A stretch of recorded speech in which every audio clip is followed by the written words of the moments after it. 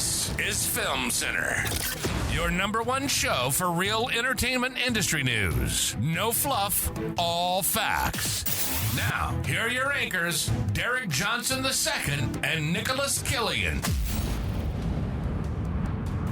Hey everyone, my name's Derek Johnson II, and this is Film Center, your number one place for studio news. I'm Nicholas Killian. And today we are joined by... Taylor, also known as Tay Makes Magic. Hello. Hi, how you doing? What's going on? I am doing great. I'm so excited to be here. Really? Also, we do have to say, we just heard you drove 2 hours to come do this recording Which with is, us. this is a little embarrassing for us because as our listeners know, we take the show on the road. Meaning that her could've needing to come come to to you. us, it You know defeats the purpose of the show on the road. So next time it won't be like that, Taylor, I promise. I got to come on an adventure. I am so glad to be here. Tell us where you're coming from. I That am- it took 2 hours. I am all the way in Anaheim over in Orange County, right by the happiest place on earth. We all know. Oh, Disneyland, yes. So we met Taylor at Comic-Con, LA Comic-Con, LA, went just to it. recently. Today it is December 11th. So Comic-Con, LA Comic-Con was what, last weekend? Yeah. It Not was this the past first weekend, through the but this last First was through the the third. First through the third. Yeah. Taylor, if you guys keep up with any of our social media or any of our personal posts, she was the Venom cosplay that was killing me. Yeah. She is. But you work at Disney, don't you? I do. And by the way, that was still one of my favorite photos from that day that I took. Yeah. So I'm so glad we got to do that. Yeah, it was very fun. But yes, I do work at Disney, and I am going on almost 3 years. 3 years. You work at, what do you do at Disney?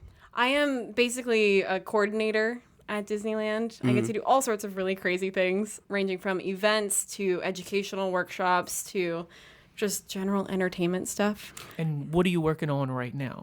Can you say? Yeah, right now I'm just doing basically what we like to call abnormal entertainment offerings. Essentially anything that's not part of your typical park schedule.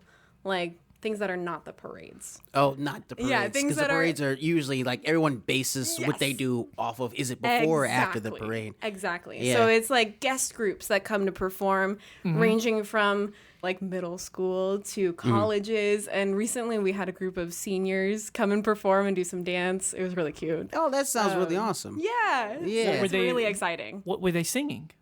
The group today was singing all sorts of musical theater tunes. It was pretty great. They were very excited to be there. A lot of our to do that. a lot of our listeners, they work in the industry. Yeah. Or they want to get into the industry. Now, Disney, a lot of our listeners know I used to work at Disney World. She works at Disneyland. Even though they are related, these are two Completely different. Completely I different. specifically chose Anaheim over Florida because I did not want to deal with the humidity. So props to It's so bad.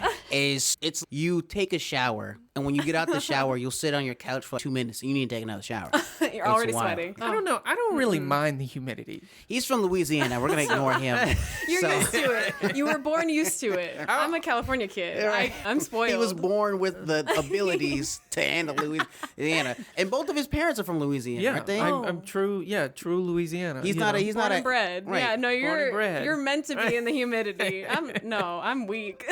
So something that's quite interesting about what you do compared to what a lot of our listeners might do when they're working on films and television is that your stuff is live. Yes. Meaning that there is no takes, retakes, no or room for. redos. You have to, and whenever mistakes happen, you just have to act like they didn't happen. Exactly. You have to pivot immediately. So what does it take to be a coordinator? What did you, I'll ask this, what is your background that allowed you to prepare for something like this? Yeah, Nicholas and I were talking about kind of my career history and my personal history of just how I got to where I am. And I have always been called a Renaissance woman. And Okay. What does that mean? I've dabbled in so many different things. Oh. Like we talked about, I've worked with horses in the past. I have a psychology degree. I've worked in recruitment with healthcare. And now I'm doing essentially the equivalent of stage management for live events. Just as a real quick recap. Yeah. You learn how to ride horses. You have a psych degree, and then you also did stuff in the health industry. Yeah. You know what I mean? She's a spy secretly. She has all the training. So tell us. So we were talking about the story of how you went from a recruitment manager to a coordinator working at Disney. And when he says we, he means previous to the show. Yeah. But Yes. yes, continue. Yeah. before filming this show. Yes. So can you please tell us the story about how that happened? Yeah, absolutely. So, of course, I have the cliche story of growing up in LA and wanting to work at Disney eventually. Right. Because it was such a Who wouldn't wanna quintessential part of my childhood. Exactly. Right. Yeah. Who wouldn't want to? Because especially when you're a kid, it's just so big and magical. Yeah, I remember telling my parents that when I went to Right? Disney. I was like, yeah, I'm going to work here one day. Exactly. Yep. Every kid. Every kid wants to work at Disney. Yeah. Back home it's Applebee's. You know what? That sounds eventful too. That might be just as crazy. And it seems more attainable, actually. Yeah. Yeah. There you go. Yeah. Work from Key to life is McDonald's. lower your expectations.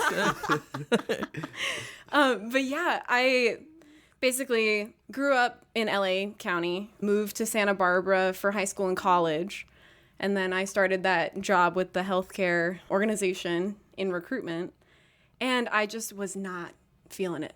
What did about it not were like you it. not feeling? I am a big people person. And so since it was on the tail end of the pandemic, like the height of the pandemic, I was in an office by myself and I was just like, You really- isolated. Yeah, I was You- really isolated. You were dealing with just numbers? Yeah, and I was not having it. I would talk to people on the phone for maybe 5 minutes, sit on a Zoom meeting, and that's it. That sounds terrible. Like, yeah. That sounds pretty sounds bad. terrible. Yeah, and Yeah. I do love organization. I love paperwork. I'm a nerd like that. But I also want to have that interpersonal connection. So I just started looking and throwing things at the wall, applying for things at Disney. And What there made you was- say, oh, okay, now I'm going to start applying to Disney compared to prior? Was it that just your breaking point? You were like, okay, I'm Yeah. done.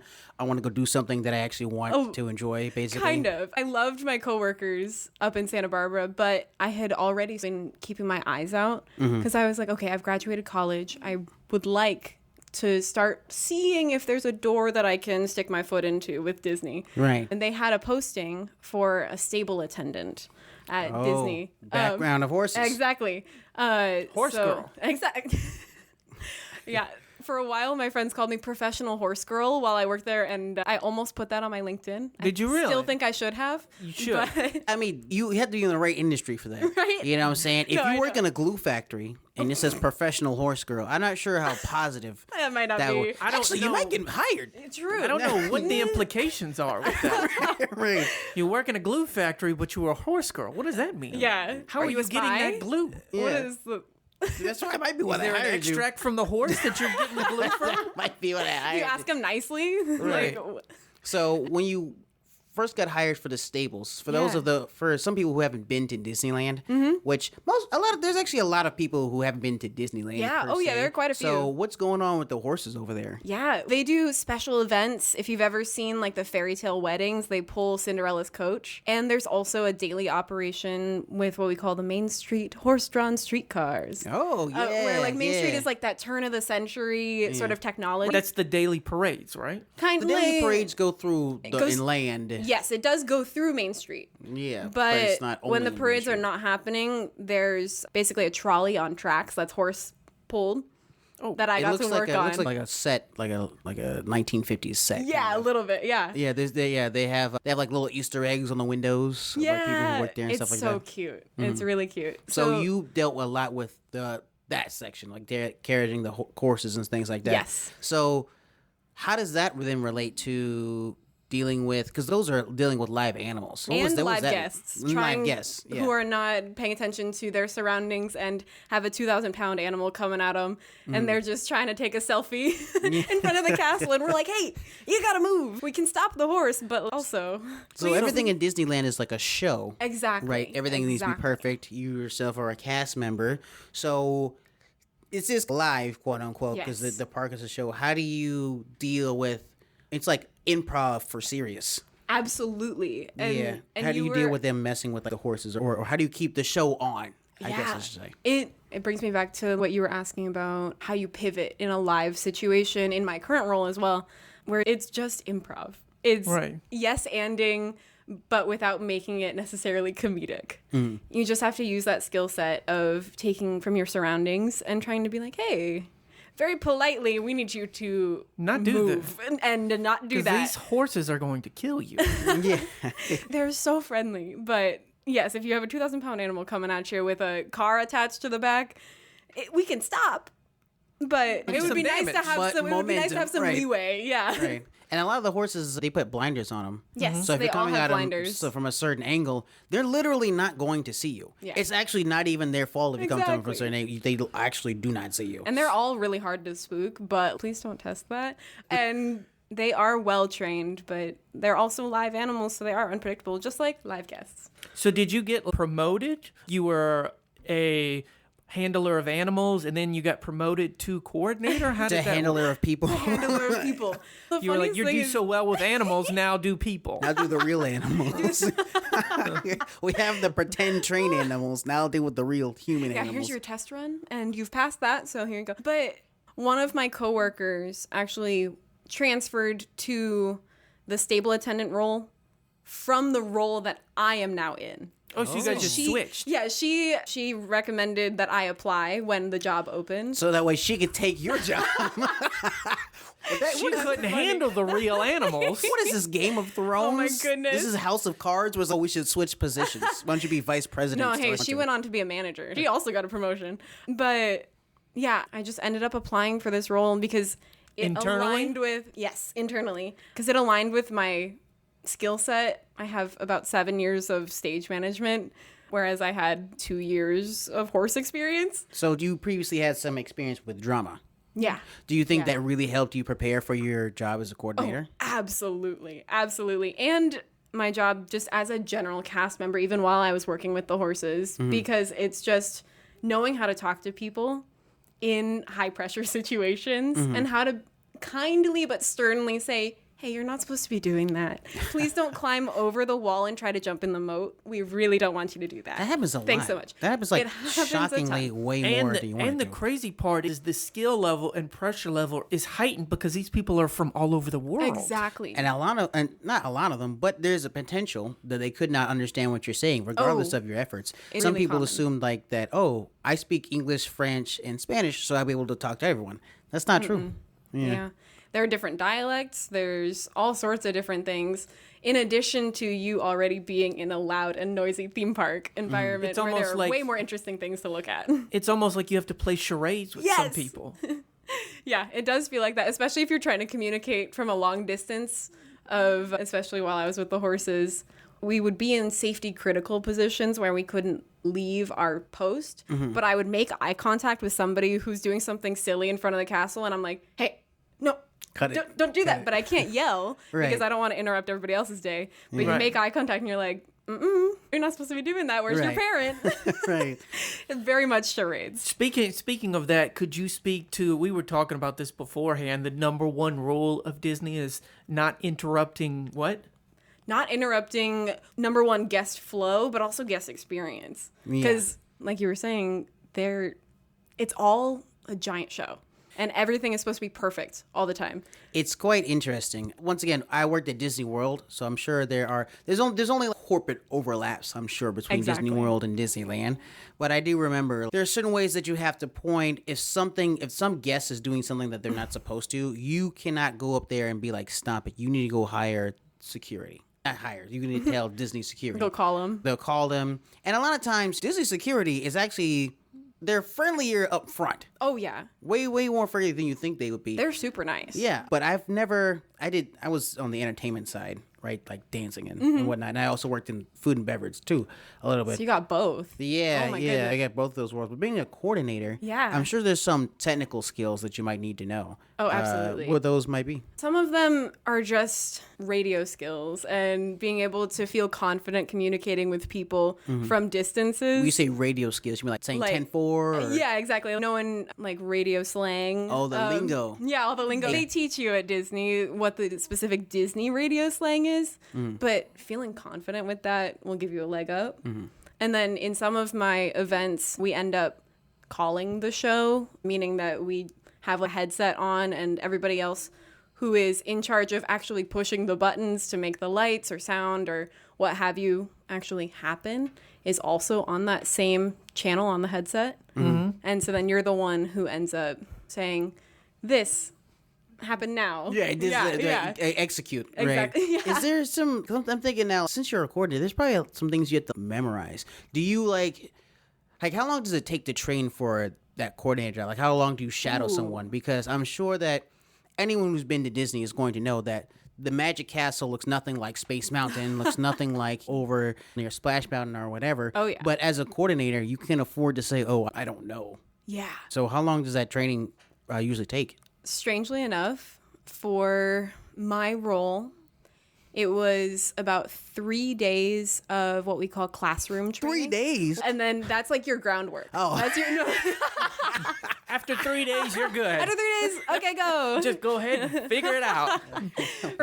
for like just basic knowledge. Yeah. For when I got trained to do like the actual shows and stuff, that was 1 day of training of shadowing, and then 1 day where somebody shadowed me and made sure that I knew what I was doing. So It seems like you didn't get enough training. You have to just figure it out. yeah, Yeah, I was well, I was about to say, it seems like they It's kind of threw you fast. to the wolves a little bit. Yeah. I guess since you have previous stable experience, they were like, Like, you're fine. No, but across I don't think the they would have board- cared if she had any prior experience. Yeah, They're it's- just like, you can either do this job or you can't. Honestly, like they Is it a lot of pressure like that? I wouldn't say pressure, but I would say they're going to push you until you don't feel comfortable. But if you don't feel comfortable, they will give you more training.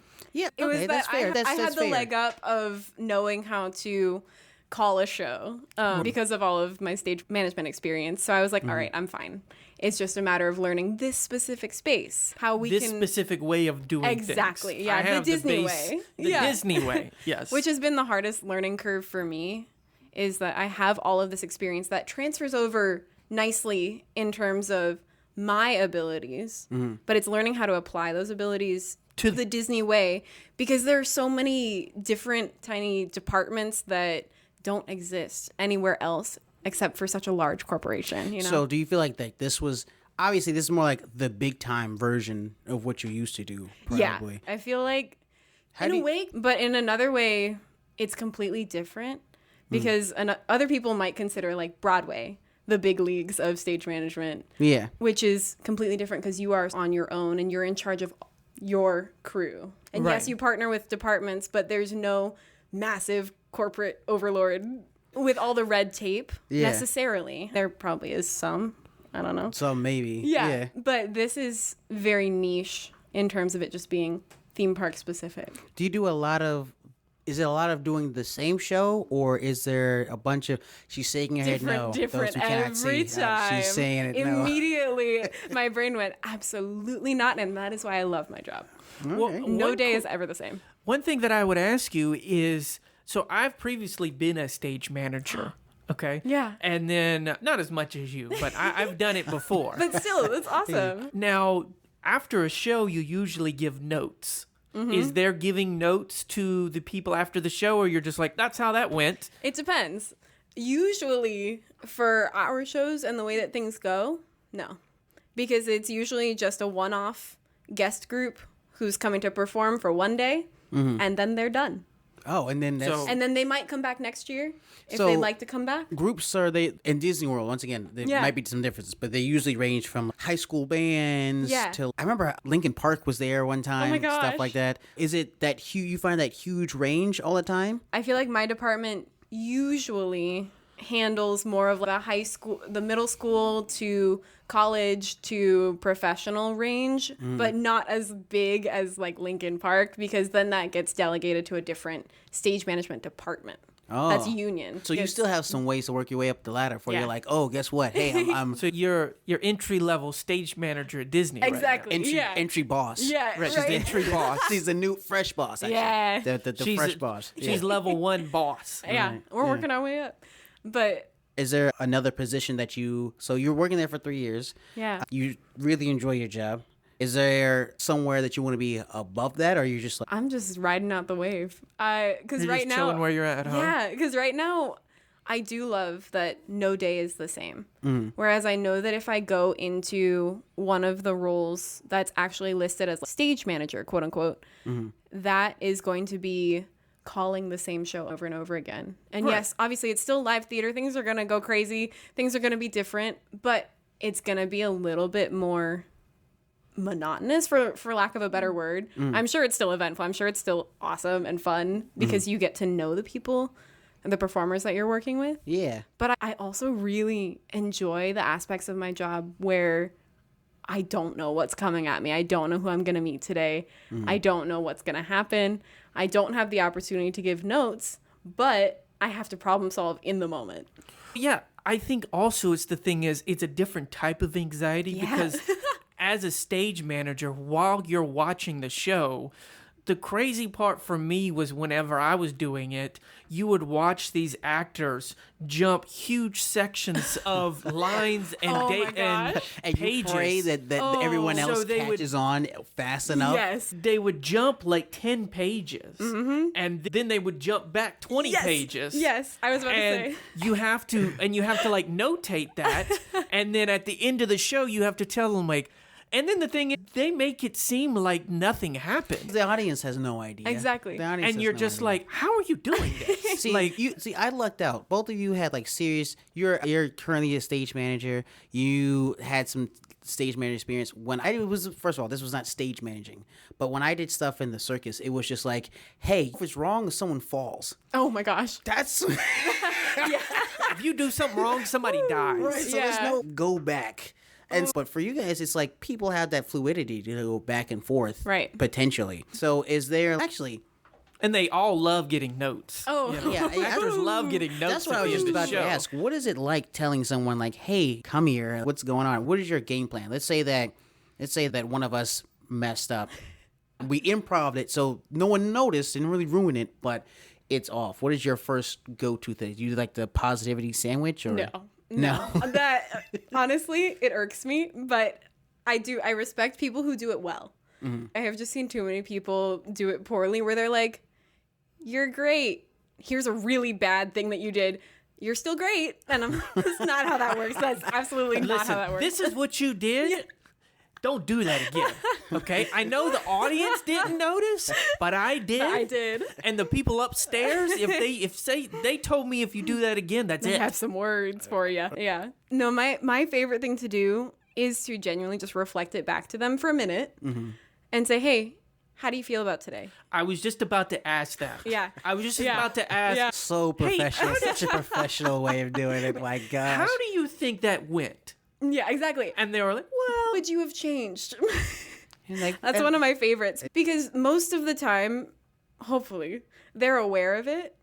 And so I feel like it'll cement a little bit better if they have the opportunity to reflect for themselves instead of me walking up to them and being like, "Hey, you screwed up." Hey, guess Because what? they'll block that Yeah. out, most likely. because they won't be receptive to it. And that's my psych degree coming into play. So relaying it to, so here on Film Center, we talk a lot about the film and movie industry. Yeah. And interestingly enough, I was just telling Nicholas this sometime before this episode, I think it was a few days ago, that there are a lot of things that overlap between theater and being on set. Yeah. Right. And something that's really necessary is the production manager, the unit production manager. So I was like, oh, he's like a stage coordinator, right? Because Yeah. the production manager has to make sure all the extras are there and they're there on time, and then they have to coordinate. Okay, make sure the stars are over here, but then they delegate to PAs and things like that.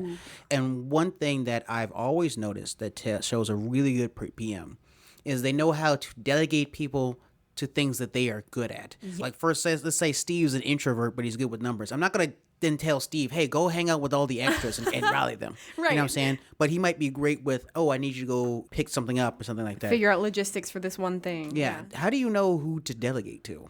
I think it's exactly that, is making sure that you have built that rapport with your crew. And Is there having knowing- relationships really important? Yes. Oh my gosh, so important. And I feel like it's something that gets overlooked.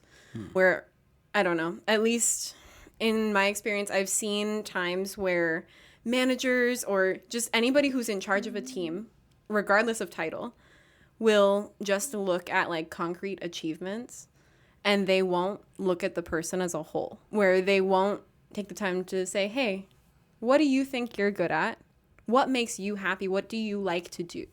Right. In this role specifically, not like outside of work. Well, Oh, maybe I like to outside go of work if you bowling. have time. I want to be the bowling coordinator. Anytime anyone goes bowling, I Don't wanna... you need that? But trying to find that marriage of what somebody's good at and what they enjoy doing, and then trying to delegate them to something that's either exactly that or adjacent or similar or something that you think is a thing that could help them grow. Something that they're decent at, but show a lot of potential. Decent, but have potential. Yeah. But have potential. Yeah. Speaking of figuring out and marrying both things together, what was working at Disney like during the strikes? Oh, Was that what? Can you talk about what that was like? yeah. Was it any different? Well, it was interesting for me because our department doesn't handle any union performers directly, but we could see the aftermath, the ripples, because I was driving by the studios, not work related, but all of the protests and the strikes were over there, and just seeing how that affected the events as a whole and slowly rippled back to our department. How would they ripple? Every once in a while, our department gets tapped to do like the holiday special, the holiday spectacular, the ABC one that. But airs- that's ABC, which is network. exactly that got canceled.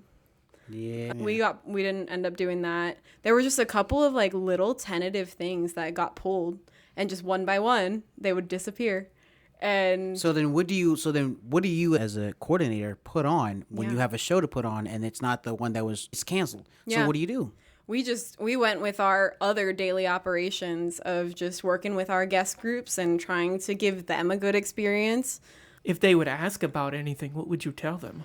Luckily I did not have to even mention it. You think they were so caught up in it being Disneyland? Oh, that- absolutely. Yeah, because I had a lot of feelings about it, and my views may not align with Disney's at the time. Oh no, we went outside of Disney. Was it Disney? We were outside of Disney the first day. This was the Good, first day, yes. and then we also went outside of Paramount. Yeah, and we were harassed. Actually, DJ had to tell me to be like, "Hey man, what are you doing?" You're saying we were harassing. It was not. There was no we. It was you who was going up to the car's Make windows it and was clear, like, DJ. "Yeah." There you go. It was just like, and DJ was like, "Hey man, what are you doing? Like, Yeah. you're getting in front of the cars." But Like, to be fair, the reason I can't say I did nothing, but Nicholas was like the leader of the hype.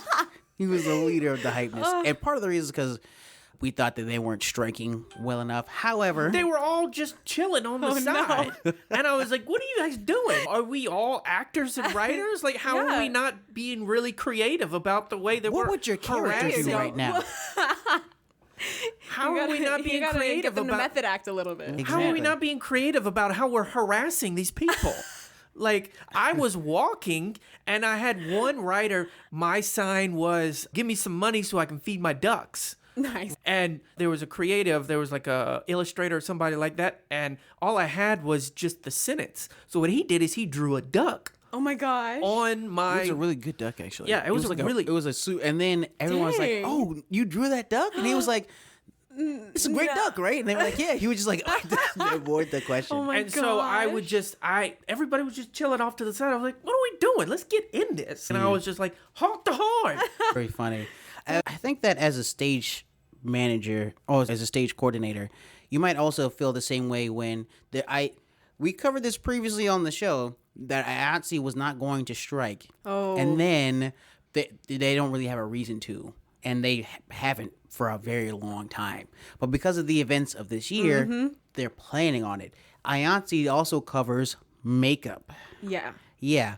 Do you see that if they do? Not saying that they're guaranteed, but we learned after Have you that heard any episode. grumblings of it?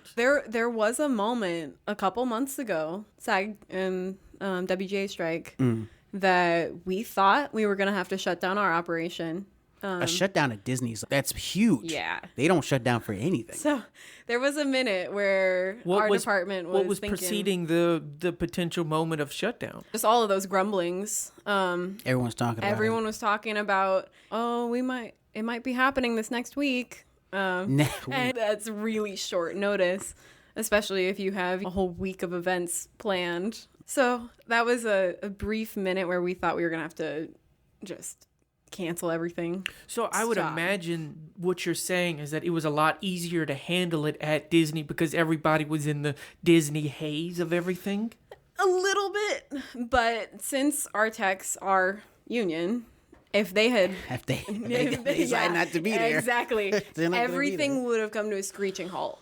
Oh, yeah. Were the techs acting different? Is that why you were like, oh, it might happen? Like, but it was also just subtle things posted on social media, or like just word of mouth of like little whispers that, hey, this might be happening. Be prepared. Just keep your ears open, huh? But Yeah. But on the guest front, I think you're right that people sometimes, at least the groups who come to us, are so excited to just either be performing or doing a workshop that they forget. So they just leave it behind. Exactly. I mean, They're in, and a lot they're of in them are like- Disneyland exactly. now. The outside world no longer exists. Exactly. The land of the Lotus Eaters. Right. Yeah. It's been really great having you on the show. Is there any way people can follow you? We didn't even get to talk about her cosplay. We talked about her job the whole time. That's okay. Yeah. Oh my goodness. Is there any way where people can follow you? Yeah, I am on Instagram as Tay Makes Magic, which is the most Disney cast member thing I could ever name myself. But that is me. Hey, it works if it works, right? Yeah, I have more than Disney on there, aiming to add more. So, super fun. Cool. Fantastic. Guys, this has been Film Center. I'm Derek Johnson II, I'm Nicholas Killian. And I'm Taylor. and we'll see you next time. See y'all. This has been Film Center on Comic-Con Radio. Check out our previous episodes at filmcenternews.com. Sign up for our newsletter and get the Hollywood trade straight to you. You can follow the show at Film Center News on all major platforms. Tune in next week for a fresh update. Until next time, this has been Film Center.